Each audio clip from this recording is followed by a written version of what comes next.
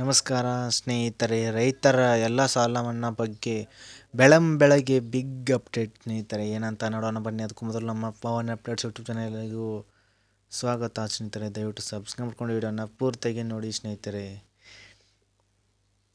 ಇದ್ದಕ್ಕಿದ್ದಂತೆ ರೈತರಿಗೆ ಇದೀಗ ಹೊಸ ಬಿಗ್ ಅಪ್ಡೇಟ್ ಸ್ನೇಹಿತರೆ ಒಂದು ಬಂದಿದೆ. ಏನಂತ ಹೇಳ್ತೇನೆ ಬನ್ನಿ ಸ್ನೇಹಿತರೆ. ಇತ್ತೀಚೆಗೆ ಸಂಸದ ಡಿ.ಕೆ. ಶಿವಕುಮಾರ್ ಅವರು ರೈತರಿಗೆ ಮತ್ತು ಸಾಲಗಾರರಿಗೆ ಮಹತ್ವದ ಸಲಹೆಯನ್ನು ಒಂದು ನೀಡಿದ್ದಾರೆ. ಇನ್ನು ಸಾಲವನ್ನು ಮಾಡುವ ಬಗ್ಗೆ ಸಂಸದರು ಏನು ಹೇಳಿದರು ಅಂತೇಳಿ ವಿಡಿಯೋ ಅಂತ ತಿಳಿಸ್ಕೊಡ್ತೀವಿ. ವಿಡಿಯೋನ ಕಂಪ್ಲೀಟಾಗಿ ನೋಡಿ ಸ್ನೇಹಿತರೆ. ಬನ್ನಿ ಸ್ನೇಹಿತರೆ. ಏನಂದರೆ,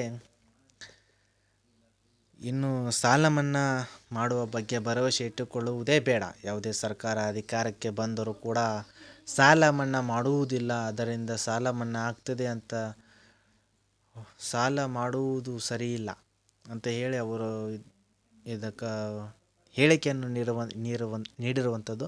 ಬ್ಯಾಂಕುಗಳಿಂದ ಸಾಲ ಪಡೆದವರು ಅದನ್ನು ಮರುಪಾವತಿಸುವುದು ಕಡ್ಡಾಯ. ಪ್ರಸ್ತುತ ಸಂದರ್ಭದಲ್ಲಿ ಸಾಲ ಮನ್ನಾ ಮಾಡುವುದು ಅಸಾಧ್ಯದ ಮಾತು. ರೈತರು ಕಷ್ಟಪಟ್ಟು ದುಡಿದು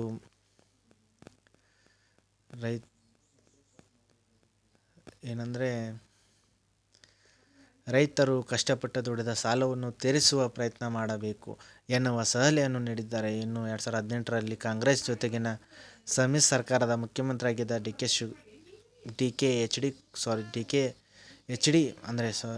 ಎಚ್ ಡಿ ಕುಮಾರಸ್ವಾಮಿ ಅವರು ರೈತರ ಕೃಷಿ ಸಾಲವನ್ನು ಮನ್ನಾ ಮಾಡುವುದಾಗಿ ಘೋಷಿಸಿದರು. ಹೌದು ಸ್ನೇಹಿತರೆ.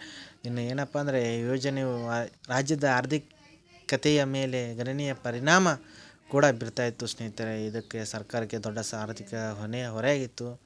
ಹಾಗಾಗಿ ಈ ಹೇಳಿಕೆ ಇದೀಗ ಸಾಲಗಾರರಲ್ಲಿ ಮತ್ತು ರಾಜಕೀಯ ವಲಯಗಳಲ್ಲಿ ಚರ್ಚೆಗೆ ಕಾರಣವಾಗಿದೆ ಸ್ನೇಹಿತರೆ.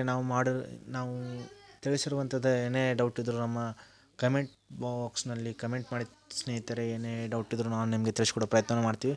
ಮತ್ತು ಪವನ್ ಅಪ್ಡೇಟ್ಸ್ ಯೂಟ್ಯೂಬ್ ಚಾನಲ್ನ ದಯವಿಟ್ಟು ಸಬ್ಸ್ಕ್ರೈಬ್ ಮಾಡ್ಕೊಳ್ಳಿ. ಇದೇ ಥರ ಹೊಸ ಅಪ್ಡೇಟ್ಗಳಿಗೆ ನಾವು ನಿಮ್ಮ ಮುಂದೆ ಬರ್ತಾ ಇರ್ತೀವಿ ಸ್ನೇಹಿತರೆ.